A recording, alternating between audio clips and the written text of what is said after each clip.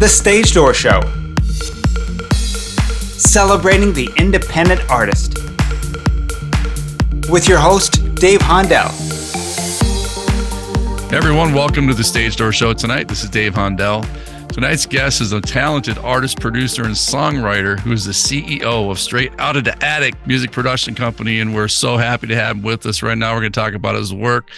So welcome Dayrizzy to the show. Dayrizzy, welcome. What's going on, man? I appreciate you guys having me, So I know you just had something that just came out, man, how it feels on all streaming platforms, and I know we're going to talk a little bit more about that, but I mean, that's got to be exciting to have something new come out, right?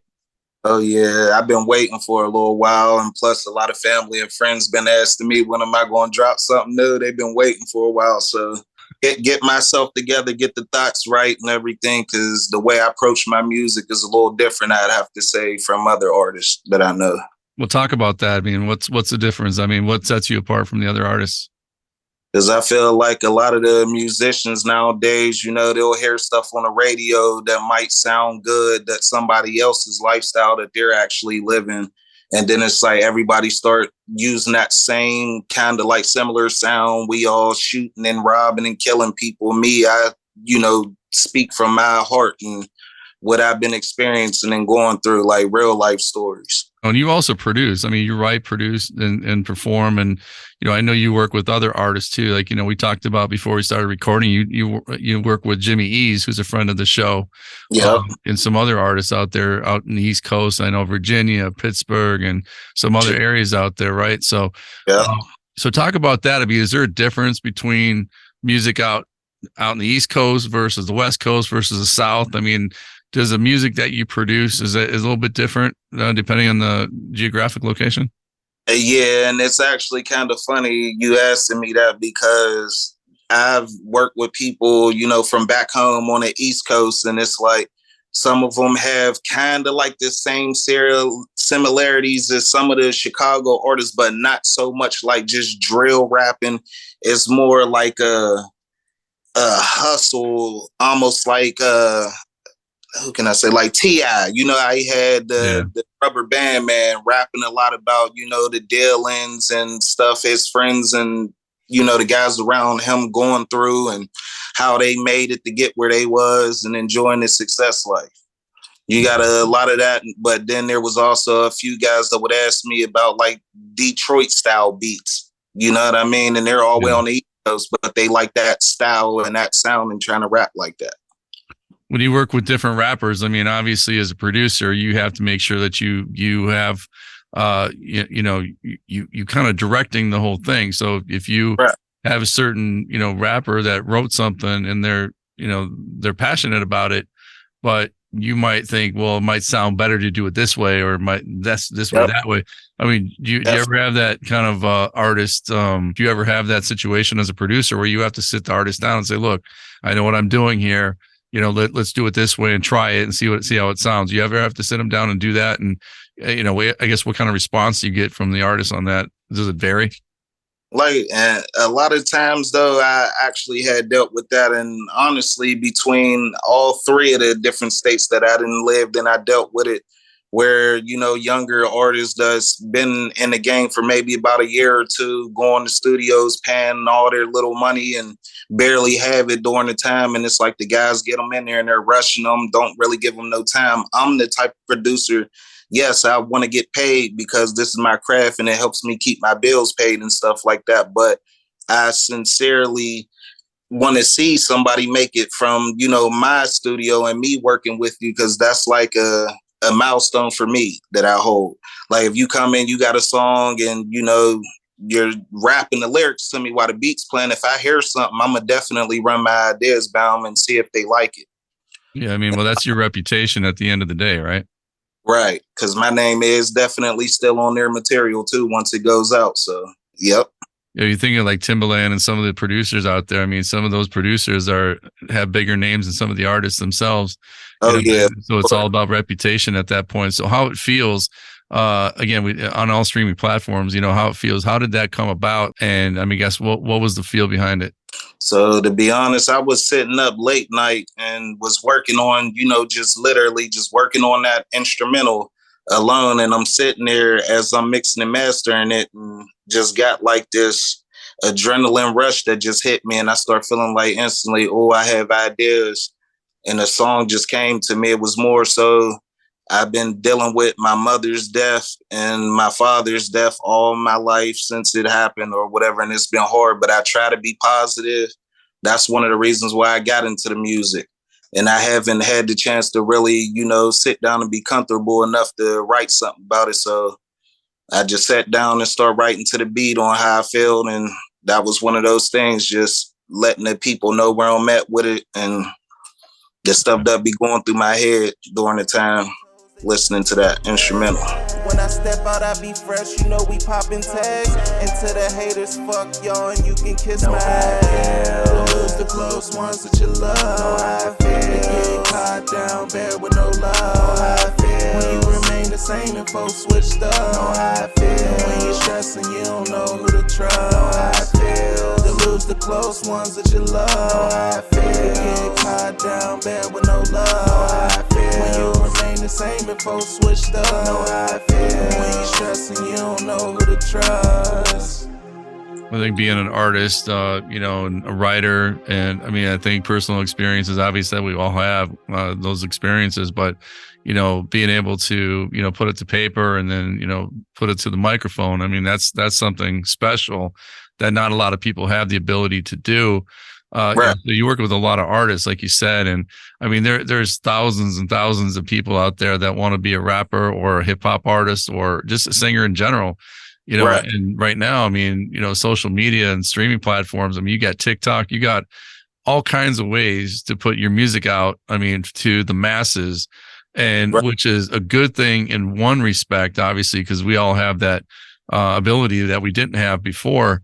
But at the same time, I mean, it's challenging because, how do you make it stand out, amongst all the other thousands and thousands or even millions of other people that are doing the same thing across the world? So I guess people have to have a certain, quality or niche in their performance that's going to make what people want to listen to them. So as a producer, do you ever sit down and talk about the marketing of somebody's music that you work with? Because I think that's one of the most important things is, you could do music all day long, but if it doesn't get in front of the right people, it doesn't matter. I mean, at that point. Right.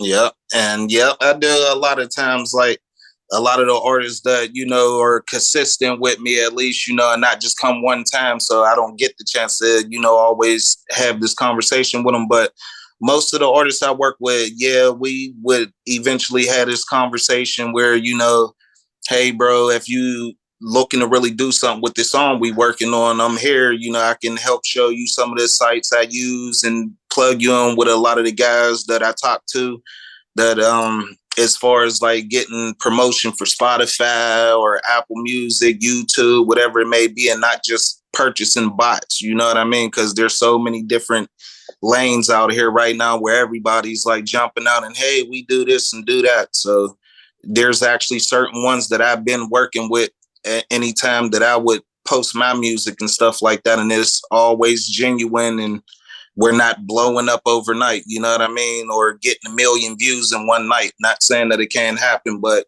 if it's happening a lot, most likely a lot of that stuff be bots and just people trying to scam and get money off you. And also talk about, I think younger, especially younger artists, they see some of the bigger artists out there, like flaunting the cars and the chains and whatever else, making the money, which is great. I mean, that's the whole point of doing what we do. But at the same time, I think that, I think sometimes they think that it's easier than it is. And I suppose as a producer and A&R, whatever, when you're working with artists, I mean, do you ever have to sit down and just talk about, being a business person and, talking about the professionalism that goes on with, it's like your persona might be something, one thing, but at the end of the day, behind closed doors, you got to be that business person and treat people professionally and the whole thing. So how do you work with that younger artist that thinks it's easy just to go out there and be rich? But at the same time, you got to get to a certain point first before you get to that. And if you can't do that unless you're a business person first, right? I mean, yeah. Right. So yeah, usually I just, come and let them know up front, like, look, bro, if you looking to blow up and have this first song you record and think we just going to blow up right away, that's not going to happen. You got to get that out your head. Um, Making all that money and stuff and trying to buy cars and everything, like you said, that's all good stuff. But in the same time, when you're just starting out, your main thing need to be focusing on getting the material. Once you have good, or better yet, great material, once you have that stuff together, then let's focus on getting promotion in. Like, a great guy like yourself trying to get radio interviews and getting with DJs in the club, because DJs is what gets your music played. So you want to travel, go to different states and stuff like that, and just don't even always just go just to party and stuff. Go to market yourself, push your brand, take some merch with you, just give out free merch. Sometimes, even though you might have paid a lot of money to get something done, sometimes you have to do stuff kind of like for free. Like, I think that was super smart what Chance the Rapper did with his one album. He didn't charge nobody nothing and was just giving it out and look at it. Right. Yeah, because if you like something, you're going to come back for it. I mean, that's what I don't know. I was in New York City. I lived there for 10 years. So, hundreds of people out there, pushing their CDs, rap CDs. I mean, hundreds of people. And I would have conversations with a lot of them, because, a lot of people would throw their CD at you, but then expect 10, 15 bucks as a donation, which I get. Trust me, I understand. It's like, it's a hustle out there. But at the same time, I mean, if you want people to listen to your music and actually buy it, I suggested, hey, get a CD player with headphones, let people hear your music. If they like it, they'll buy it, or give it away for free, and then put your information on there. So that way, I mean, it's like I said, being a business person is different than just hustling, right? So you want to go for the long term. You want to go for, extended, career. You don't want to just be hot today, not tomorrow. So it's about extending your career and being that professional business person. And, like I said, talk about the marketing, because I think one of the biggest mistakes artists make is how they approach people, either in a business setting or or even podcasts. I get so many people that approach me on a DM, but instead of saying, hi, I'm so-and-so, I'm an artist from wherever, I have music out and I would love to be a guest on your show. How do I go about doing that? I get, how can I be on your show? I mean, just a real quick, no introduction. I don't even know who you are. So talk about the importance of how to, approach people from that aspect, where you're not going to get shut down because of how you're approaching. You got to be a professional person, right? Right. So talk about that. I mean, do you ever work with artists on that, part of the business where you say, you guys, you got to approach things the right way, right? Genuine. Don't try to, get around, these big business people, knowing that there's someone that you obviously want to work with. And then, you're trying to portray yourself to be someone that you're not. Like, just be you, be genuine, and try to be professional. Yeah. Once again, like a job opportunity, you don't want to just walk into the, here you go, here's my job application. When can I start? How soon can I start? You know what I mean? Right. Yeah. I mean, and then the other thing is once they get a little bit of success, I guess, perform and that type of thing. Do you ever work on their persona, like their stage presence and that type of thing? And how important is that to a hip hop artist or a rapper? Really big, especially when you're getting ready to do a show and have a good bit of heads out there watching you. You always want to rehearse. I can't stress it enough. Like, anytime me and some of my friends had shows, like, we always would rehearse. And even if some of them slacked off on theirs, I made sure I rehearsed and done my part. Because I know I wasn't finna, get on stage in front of the people that I'm trying to draw in as fans, hopefully end up enjoying the music. And then I'm on the stage just slumped over and not really having no energy. You know what I mean? People, just imagine, for a paid show, why would someone want to pay you if you're just slouched over? They can sit at home and look at their own kids and, some of the younger guys in their neighborhoods do the stuff if that's what they want. Instead of paying to see someone slouched over, you want a great show. Yeah, 100%. So, and I'm glad you said that. And the other thing is, how important is it to surround yourself with good people, that have your back, especially, if you get a little success behind you, how important is it to have the people around you that have your back? Man, that's another thing I can't stress enough. If it's not genuine love, you know what I mean, and at least try to have somewhat a similar goal, even if you're just the hype man, at all the shows or the video guy, like everybody, on the team should play a certain role. Whatever it is that you do, you need to be doing that at 1,000%, not 1 minute, oh yeah, bro, or being a yes man. Everything that you record, oh yeah, bro, that song is hot right there. That's it right there. Like, I need genuine people around me. If it's not good, let me know. I would prefer for you to tell me it's not good. So then that way I could sit down, go over the song and scratch out a few lines, you know what I mean, and tighten it up so it will be a great song. What kind of advice can you give somebody who's a budding producer or somebody that wants to work with an artist and maybe they don't feel like they maybe have the resources, or maybe they don't have the support, either with their parents or friends and family? What do you say to that person to kind of keep them going? Honestly, I would even say I would try to, check out and see what's going on in your area as far as like open mic nights and stuff like that. Because a lot of times those artists that are at those shows are usually open to, work with other producers and artists and stuff like that, and just have like some business cards. Always try to keep you some business cards, or even trying to think. They have some new digital cards that you can get delivered to your house that'll have like your tag and a link to like maybe an album that just dropped or something like that, where people can find music or just find you period on the social media pages. Like, I would recommend doing that. But going to shows, reaching out and networking, that's like one of the biggest things, other than, learning the business side of music, other than just performing and recording. You definitely want to network. You want to network with DJs, producers, other artists. Sometimes you even have to travel for it. You might not have the means, but eventually if you save up your money and be smart with it and not trying to party and buying bottles and smoking and everything else, I promise you it'll definitely happen. You just got to really want it. Yeah, well said. Also, when did you get into the game? I mean, when did you get into music, and when did that like start interesting you to kind of make it into like more of a career? I would say roughly around like the end of 2012 going into 2013. Honestly, my older cousin, we call him Kurt the Jerk.